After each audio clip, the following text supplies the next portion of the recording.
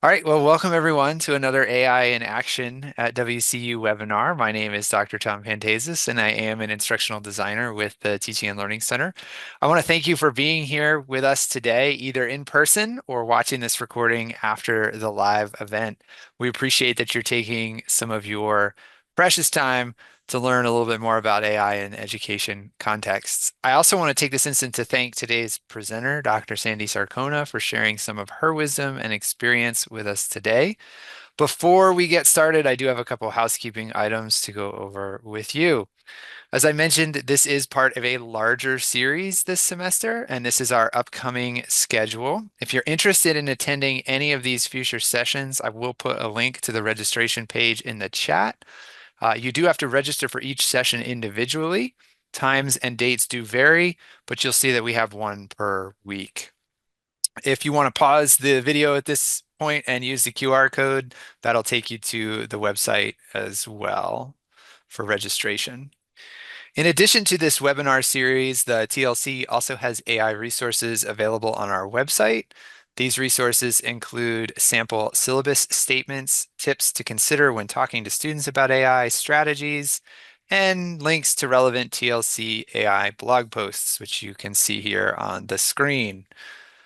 Uh, the blog holds a collection of different types of resources, including past webinar recordings, posts from your fellow faculty about how they're addressing AI, podcast episodes, and really so much more.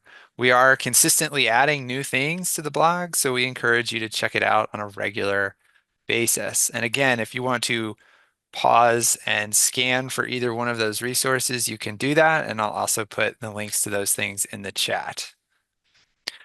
And finally, I want to call everyone's attention to the new-ish AI guiding framework that the university released at the beginning of the semester here in spring 2025. We have 6 key recommendations, and I encourage folks to check that out and be familiar with those recommendations. So this is our agenda for today. We're almost done with that 5 minutes of introduction and welcome. If you do have any questions while the presentation is going on, please put them in the chat. I will be keeping an eye on the chat as we go. But we're going to save answering those questions until we reach the final 10 minutes. At that point, we'll open it up for some discussion. And I'll be keeping an eye on the time to try to hold us to these limits. So I'm going to stop sharing at this point so that our presenter can get ready. And while they are getting set up and sharing their screen, let me introduce you to Dr. Sandra Sarcona, who is a professor in the Department of Nutrition and who will be presenting on creating an AI simulation. Take it away, Dr. Sarcona. Thank you. Okay, I'm going to share my screen. Okay, so we're going to look at using an AI simulation to enhance dietetic students' counseling skills. So if you're from a different discipline, you can share with me maybe what you would be interested in. So Mark, you're in the audience. Where are you from? Don't know how many Marks there are, but I'll assume it's this Mark. And I'm from this amazing university. You may have heard of it, Westchester University. And I'm in the marketing department. Okay. And I am interested. I teach marketing. I teach AI, oddly enough. So I'm here to learn from you, so I can share some things with students. And then I also advise a number of professors. But I also teach in pharmaceutical product development and biomedical engineering. And the concept of simulation has always intrigued me, so I'm all ears.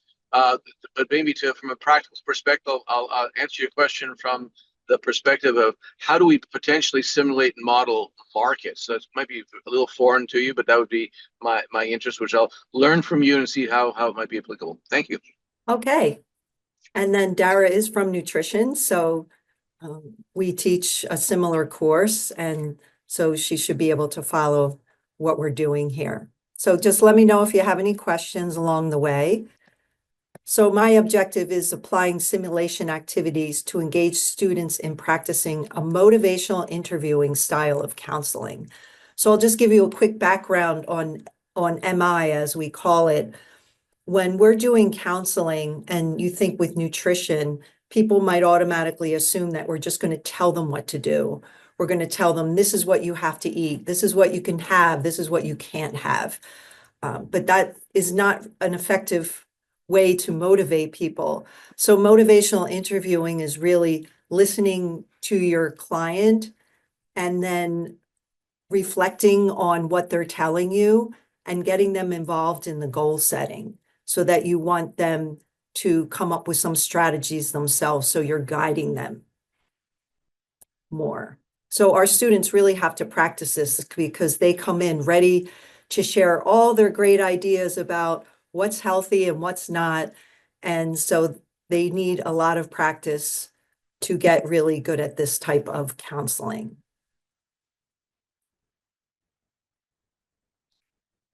So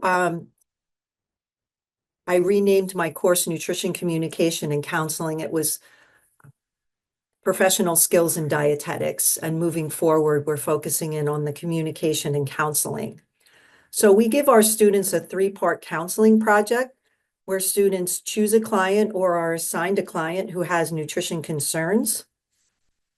We set up 3 meetings with their client through the semester, and then we practice motivational style of counseling. So first we do it with peers in the classroom, and then we use a standardized patient in the immersive learning center, and that's great practice for them. And I just started using this AI chatbot to simulate a human AI collaboration. So that's what I'm going to be speaking of today. Okay, so I worked with Amber who's my instructional designer, and she was amazing in helping me with this. This first came to my attention on our listserv for our profession. Someone was using PlayLab, and PlayLab, you need a subscription. I'm on a waiting list for it, and they showed how you can have students practice this nutrition counseling. So Amber and I got together and we said, let's see what we can do with free AI sources. And as most of you know, with AI, it's all about the prompt. So we did all different kinds of prompts. And one of the best things that we put in the prompt is right at the beginning is we said, please role play as a patient. And then we added including nonverbal reactions. And that just really put it together because I tell my students, when you're counseling, you really have to notice how your client is reacting non-verbally. If they're, folding their arms together, or they're sighing, or they're not giving you eye contact, it means you're not connecting with them. So when we put that in, we were so excited with what came back from our role play. So I just put this little scenario. You can take a quick read of it. And so Jean works as an accountant and is coming to see you, the nutritionist, to manage her weight. She's so busy at her computer that she skips lunch and eats snacks throughout the day from the vending machine. On her ride home, she stops at the convenience store and buys a large bag of chips and a sandwich or prepared type of meal for dinner. When she gets home, she ravenously eats her dinner. After dinner, she finally relaxes in front of the TV and mindlessly consumes the bag of chips. So I put in that I will role play the nutritionist. As a nutritionist, the purpose of this interaction is for me to use a motivational interviewing counseling style with the client described above. I'm role-playing a nutrition counseling session and looking for sample responses from Jean as a patient. That was something I just added in because sometimes if I don't add that in, it doesn't give me back what I want. So the prompts are really important to play with. And then I should outline behavior modification that she can continue using motivational interviewing. So we begin when you walk into my office for your appointment. So these are some AI sources that you can use that we tested this out with all 3 of these, and it seemed to work really well. And we'll do a sample, and I'll let Dara help me. So I'm going to stop share for a minute, and I'm going to copy all of this.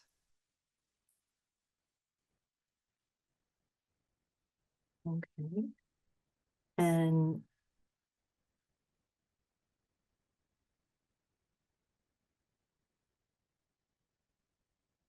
so Dara, would you mind if you put some reactions here? Oh, sure. I'm full of reactions. I could do that. Okay, just give me a second to get into the chat GPT. Just Okay. noticed I'm your name because I clicked on your link, so I should change my name. Oh, that's funny. Okay. One more second to put the whole thing in.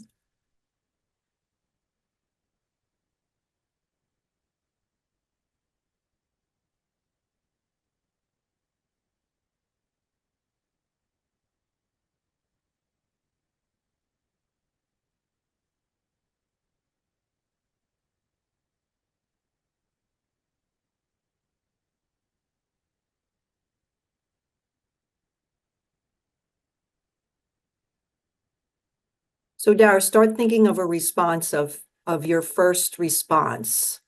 Start thinking of something that we could put in there. Okay. Okay, maybe can I see the prompt again? Sorry, my brain was a little bit in another world. That's okay. I'm gonna share and see if we can get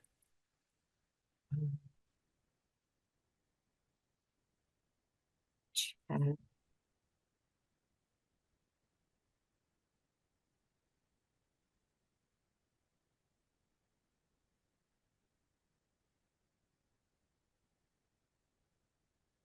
The screen share.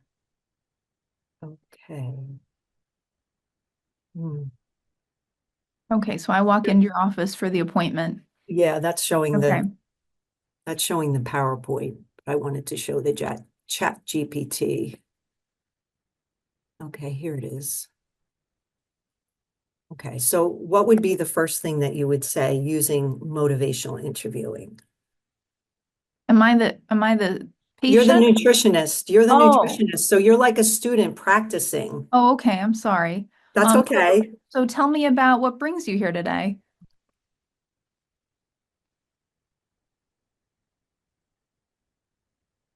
Well, or you kind of already asked her that, so she gave you all Okay. this?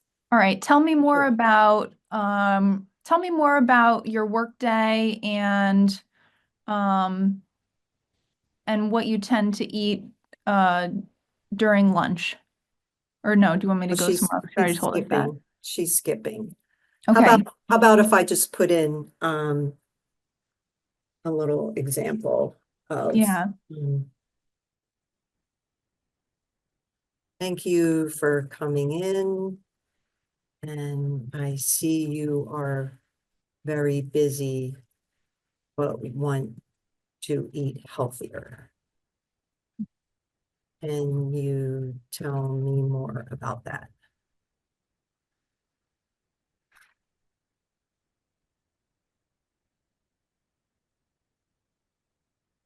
Hmm.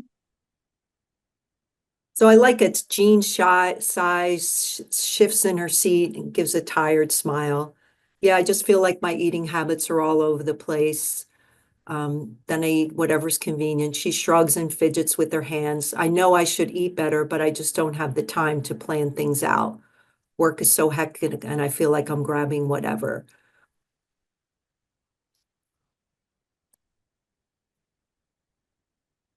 Okay, so I don't know why it's saying, would you like me to continue with Jean's responses as you guide the conversation?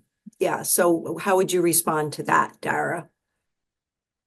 Um, Just a so reflective response. so I understand that it's difficult for you to figure out what you're going to eat when you get home from a long day. And it's easiest for you to not think about what you're grabbing. So you're just reflecting. Right. So it's easier for you to not think about what you're eating. Think about what you're eating. Yeah.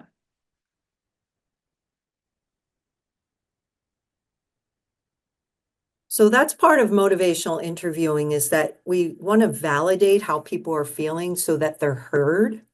So let's see how she responds to that. She nods, letting out a deep breath. Exactly.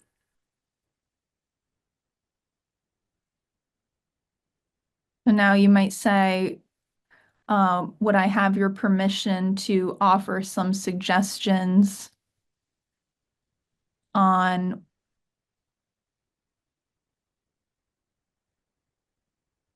quick and healthy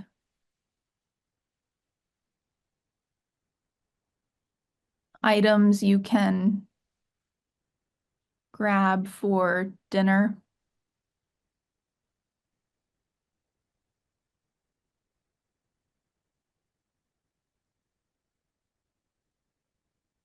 Don't want anything complicated. Okay. Okay, so we'll kind of stop it there. You get the idea? Do you get the idea, Dara? Oh yeah, this is great. This is really cool. Okay. So what I did was, I'm going to share my PowerPoint again. Well, actually, I will just, so I put in a whole script. I was working with my intern yesterday and we did some motivational interviewing. And I can quickly kind of show you the script of how she really responded favorably. And then I did a negative one, and it was so interesting. The nonverbal came out exactly the way I wanted it to. Um, so it was pretty interesting. So I'll just quickly show you that. See if I can share.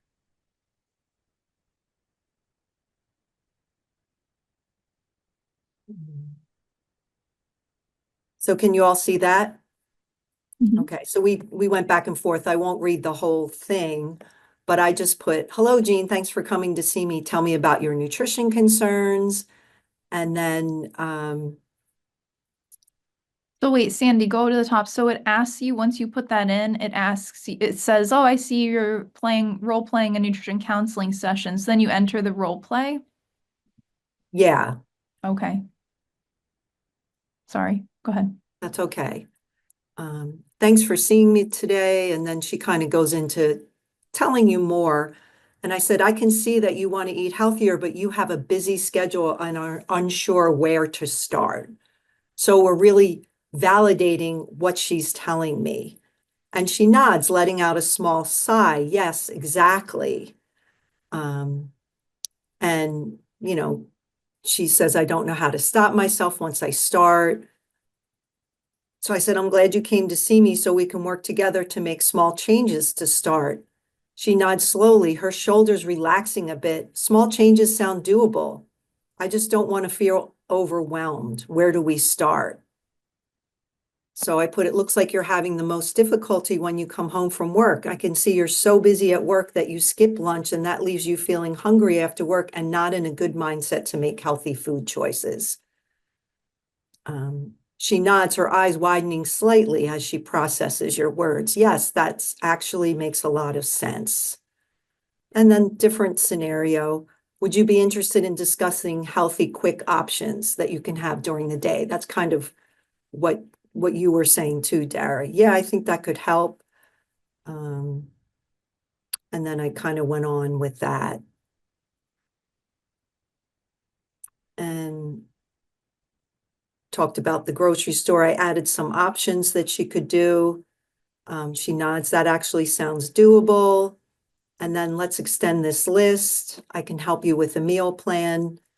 And then she says, that sounds really helpful. And then she starts creating ideas. And I wrote, I can see you're already coming up with some healthy food ideas on your own.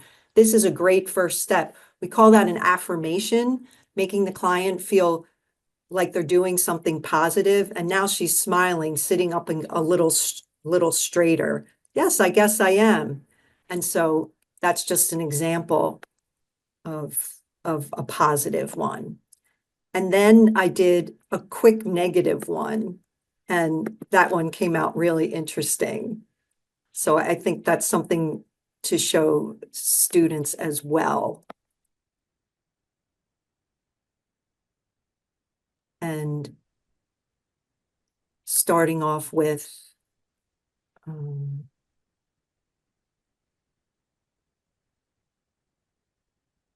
let's make meal planning a priority. I just jumped in and said that. Mhm. And she's thinking, meal planning? I mean, I know it would help, but I don't have time for that. And I put, but healthy eating should be a priority. So this is not good motivational interviewing. And then she exhales through her nose. I know, I know. I just don't know where to start. It just feels overwhelming. She gives a small, tired chuckle, but sighs right after. So you could go on with showing an example of what's not appropriate. So I did that. And then I'll just finish off with, just wanted to share the last. What I did in class, and Amber helped me come up with this, was to do this as a group on Zoom. And the students all put their responses in. And then I pick one that looks good. And then they all get to see the response. And we can talk about that together. And it works out really, really well to do that together because we can have a discussion. And then I came across an article that said that these types of collaborations are not ready for students to do by themselves because we don't know how they're always going to respond. It might not be appropriate. And that's what I didn't like about the play lab that I saw. I didn't like some of the responses. And I thought the student by themselves won't be able to determine if that's appropriate or not. And together they loved seeing the um, the nonverbal together. They got a kick out of it. Oh, I'm sorry, this is not the right one. And so I think it's really important to do it as a group, and the Zoom really worked. So they were all participating and they were all putting in their responses, and they have to think a little bit about what's the appropriate. And then we got to see the response together, and then we discussed, oh, look, you were validating her. It looks like she's warming up a little bit. It looks like you're connecting. So I thought it was interesting. That was the only article that I really saw about research, and it was in nutrition counseling that talked about that. So this was after we decided to do it as a group. And when I did it as a group, I felt like it was really effective. Super cool. So when you were doing it as a group, it was similar to what you had here, where you would put the prompt in, get the first thing up, and then you would ask students how would they respond to that, and then they all put that in the chat, and you picked one out. Am I interpreting that Yes, correctly? Okay. yes. And then Uh, they got to read it. And so they were all on Zoom, so they could see it pretty mhm. easily. And they got to read the response. And I said, okay, what do you think of this? And they would say, oh, it looks like she's relaxing or she's responding. And then I also showed them, we did a negative one. And then they got to see, because they start out wanting to just get them healthy eating right off the bat. And so this showed, like, look at the nonverbal, how she's being resistant. So, do you have any other plans for doing other iterations of this style simulation with your students? Um, and are you at all interested, like, do you have any plans to let students kind of go off on their own to try out simulations? Or are you worried about misinformation and want to keep it more in the Yeah, structured I space? am. And then that article sort of just verified um, that we're not ready for that yet, because even the one that I did, Dara, you did it too, the Play Lab. Yeah. And I went through and I didn't really like some of the responses. And I Mhm. felt like, oh, if my student was off doing this, how would they know that? Right. Yeah. Probably is better under the guidance of the instructor. Well, I liked in that example, all the students have to respond, but then you have the ability to kind of pick one out there. So they're still Right. having to practice that a little bit. Um, I would be curious what letting them kind of go off and do their own in some controlled setting might look like. that's a good idea. I mean, I could have them and then we could, just like I copied the scenario, we could review it together and see, and then see how that came out. Mhm. I mean, that's even an activity you can ask them to do Mm-hmm. to review the Mhm. conversation Mm-hmm. and Good see if idea. they can identify things or errors because it's relatively easy to copy those transcripts and provide them. Yeah, yeah.